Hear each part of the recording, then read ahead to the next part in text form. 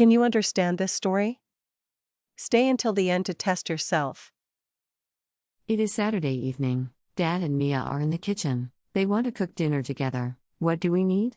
Mia asks. We need pasta, tomatoes, and cheese, Dad says. Mia gets the pasta from the shelf. Dad takes vegetables from the fridge. There are red tomatoes and green peppers. First, we boil the water, Dad explains. He puts a big pot on the stove. Mia watches the water. Look.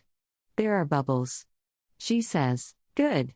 The water is hot, Dad says. He adds the pasta to the pot.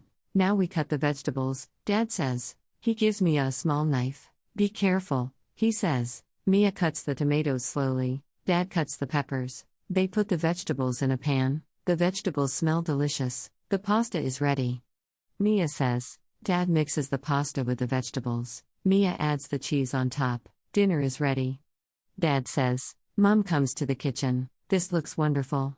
She says. The family enjoys the dinner together.